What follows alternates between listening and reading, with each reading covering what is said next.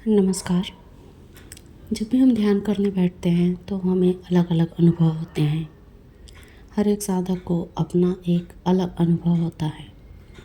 वैसे ही कुछ साधक जो होते हैं वो ध्यान करने जब बैठते हैं तो उन्हें काला दरवाज़ा दिखता है या फिर सफ़ेद दरवाज़ा दिखता है। इसका क्या मतलब होता है?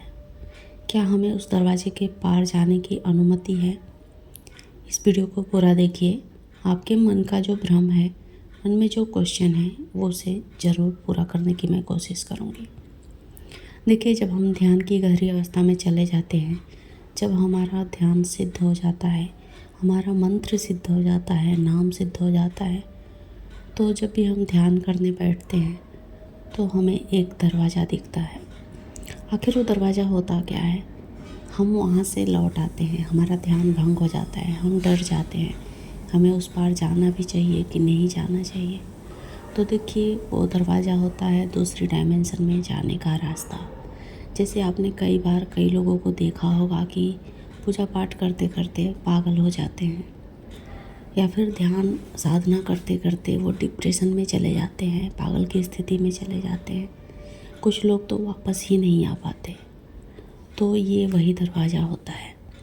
जब हम दूसरी डायमेंशन में अपनी आत्मा को, अपने सूक्ष्म शरीर को लेकर जाते हैं तो वहाँ पर किसी न किसी तरीके से फंस जाता है, उसे समझ में नहीं आता है।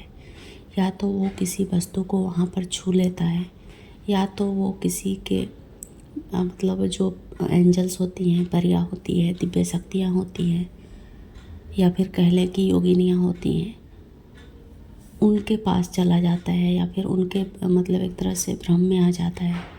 तो फिर हमारा सूक्ष्म शरीर उस दरवाजे के इस पार नहीं आ पाता है, यानी कि हमारे शरीर में लौट कर वापस नहीं आ पाता है। या फिर कुछ लोगों का आता भी है तो वो सब कुछ भूल चुके होते हैं इस दुनिया के बारे में, वो उधर ही रह जाते हैं।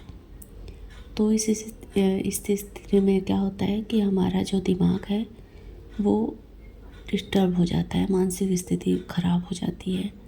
या फिर कुछ लोग तो मतलब शरीर एक तरह से कहें तो छोड़ देते हैं, मृत जैसे हो जाते हैं। तो ये स्थिति बनती है। तो जब भी आप अकेले ध्यान कर रहे हों, आपको ऐसा कोई दरवाज़ा दिखे तो सबसे पहले तो आप अपने गुरु से संपर्क करें। कोई जानने वाला हो आपका, मतलब साधक हो पुराना, कोई गुरु आप ज़रूर बनाएं साधना करने से पहले, क्योंकि ये मेरा अनुभव है और मुझे नहीं लगता कि आपको उस दरवाजे के पार जाने की कोशिश करनी चाहिए जब तक कि हमें कोई गुरु मतलब समझाए ना कि क्या करना है क्या नहीं करना है।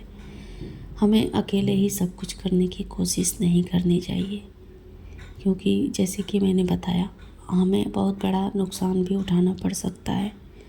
ऐसा नहीं है कि हम हर चीज़ को पाने की जिद करने लगे, जैसे कि इस दुनिया में करते हैं, उस दुनिया में जाकर भी हम सब कुछ कर पाएंगे, ऐसा नहीं है। इस शरीर के साथ हम मनमानी कर पाएंगे, सूक्ष्म शरीर के साथ नहीं। तो जब भी हमें ध्यान की इस स्थिति में मतलब हम पहुंच जाएं कि दरवाज़ा दिखे, तो उस बार जाने की कोशिश ना करें। आप अपने इष्ट को प्रणाम करें, लौट आए। बस इस वीडियो में बताने का मेरा मकसद यही है कि आपको बहुत सारी मुसीबतों से बचा के रखना। देखिए, पूजा पाठ करना, ध्यान करना, मंत्र जाप करना, ये सब कुछ हमारे जीवन के लिए बहुत ही अच्छा है।